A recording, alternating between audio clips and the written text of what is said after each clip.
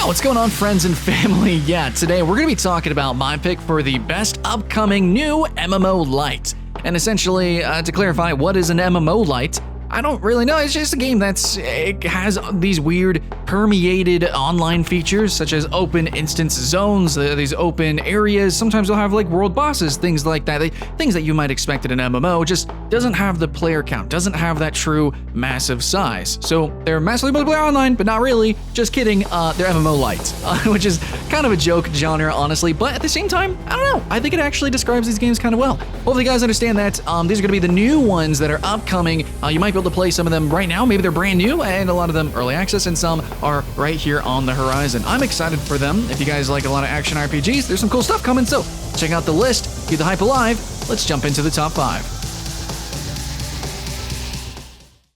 All right, guys, first game, talking about the brand new MapleStory 2. Now, I think it's fine to put it in a list like this because it literally just came out as a free-to-play game that you can jump into. It's actually a lot of similarities to the original. It does change camera angle, does seemingly change art style, but I think the transition to 3D is going pretty well. And currently, I don't think the cash shop is so bad. So far, I'm having a lot of fun with it. I'm going to continue to stream it and play it and jam to it, and hopefully you guys join me too. I'm a rune blader. I'm just doing the do, and it's some pretty cool stuff. It's pretty good. So MapleStory 2, though, as an MMOlite, these zones are super compact and small. I know it's got that like Mario World kind of like art style. I don't know. It's ridiculous, but like I think it fits these cubic small little instances and zones. And you know, there's not too many enemies that show up on screen at any one time. The open world bosses aren't too ridiculous, too big. It's all very compact, and I think that really very well defines what I want from an MMOlite. Is basically an MMO, an MMO-ish features, but not a massive, just, you know, compact that all down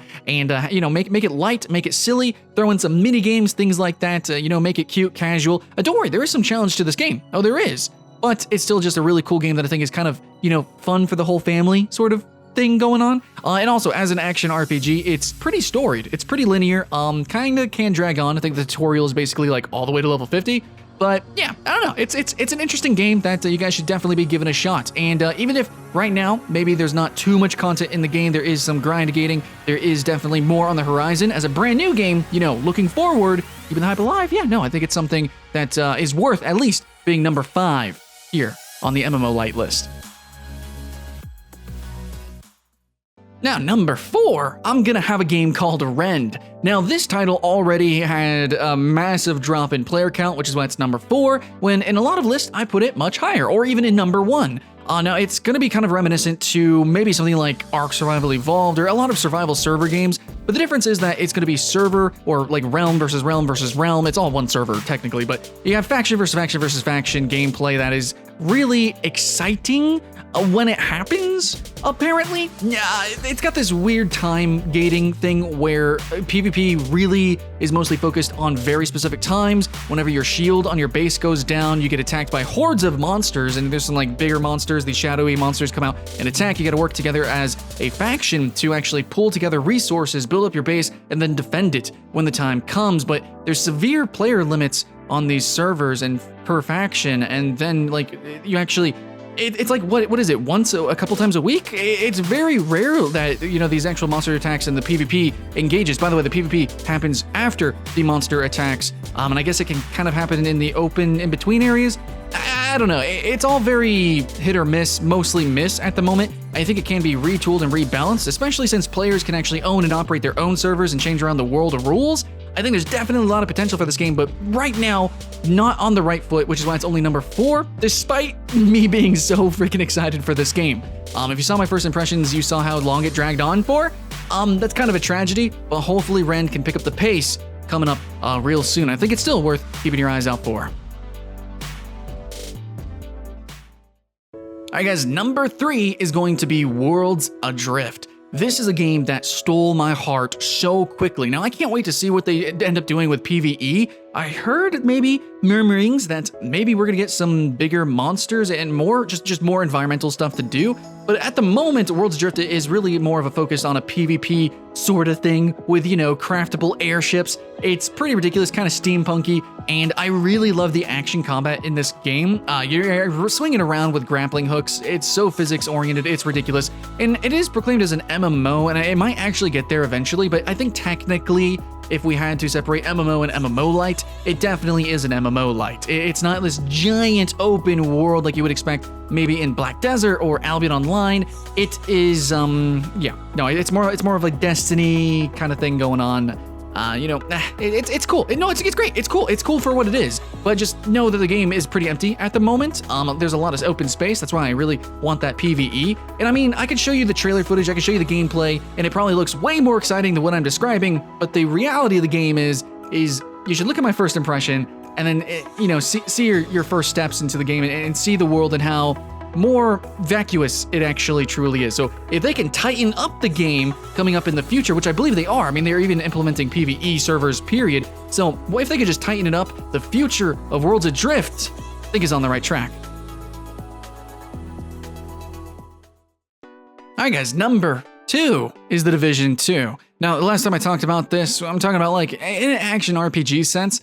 Very interesting. You got your shooting mechanics, you got your RPG mechanics, your paper dolls, you got all the statistical stuff that you might expect in like an MMORPG. It's kind of got some MMO features, like online features. There's persistent features. They do have open PvP zones, some open areas, etc., like all these other games. But I think the game flow overall was a little bit misleading in the original, at least. That's my only complaint, is that it was portrayed as, in its marketing, as like this big open world, and when we get into the game, when everyone started streaming it and doing reviews on it, it was like, well, it's actually like, a lot smaller, compartmentalized. It's actually, the RPG aspects really ruin the shooting mechanics, etc., etc. Basically, the core concept seemed perverted in like every way that it could be. Wasn't the worst game, but I think The Division 2 is really aiming to fix those poor blemishes that it had. If it can actually focus as a proper MMOlite and really tighten up the gameplay and make it so that the RPG mechanics don't hinder the gunplay, make the gunplay fast and fun, and give us some really fun gadgets and cool things to make the game more explosive.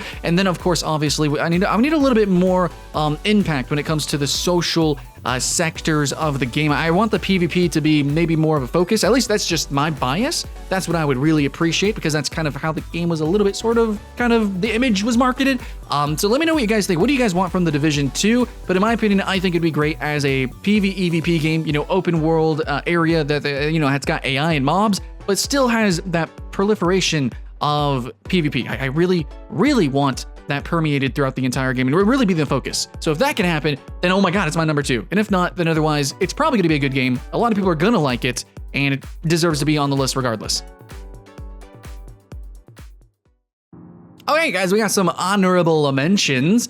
So the first game that I want to talk about is Conquerors Blade, which is being promoted as an MMO. Now, when I played it, I did not see the MMO in the game. It reminded me a lot of Tiger Knight Empire War. In fact, I think Conquerors Blade is going to just completely outright take over that slot. It's kind of, I guess, like a few other medieval strategy RPG type of games, but this one's focused on being online and, cooperating with a faction and, making a guild and doing stuff and things. Now, you're supposed to be doing a lot of stuff online, like as if it was a sandbox, is how they describe it. When I played in the testing, it did not quite work like that, so that's why I'm putting it as an honorable mention, because I don't even know if I can consider it an MMOlite.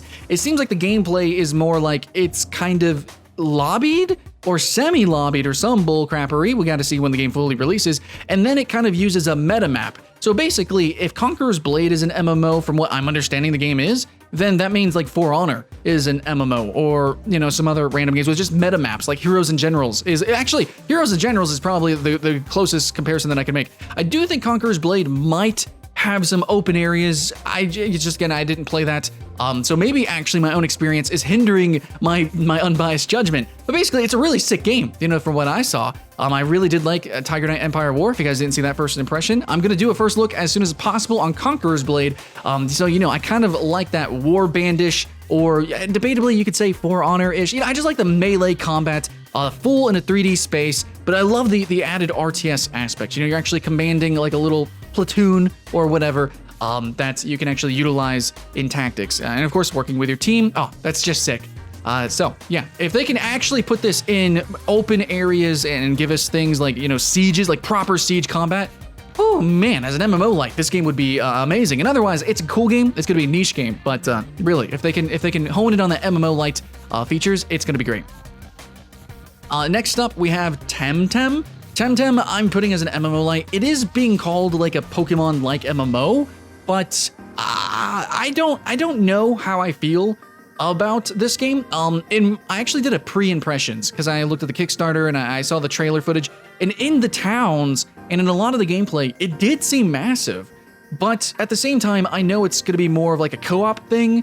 It's going to be more of like buddies, duels. It's going to be 1v1 PvP. And I know there's games like Walk Fu, and there are actual like turn-based or highly instanced MMOs. I get that. But I simply just don't know the player count, and I simply don't know the true massive impact. So is this an MMO or not? I don't know. I'm just gonna go with my gut and say it's not really an MMO. I think it's gonna be definitely an MMOlite, like really hard, solid MMOlite for sure. It's gonna be really social. Hopefully they do have a big focus on trading, somehow have some economy stuff going on in there. I don't know if they can do raids like we have in Pokemon Go, but if they could do more, engaging online stuff other than just happen to see people pass you by, which is what are basically the case in most Pokemon MMOs. So if we can actually have true engagement, then I'm going to be so freaking on board for Temtem.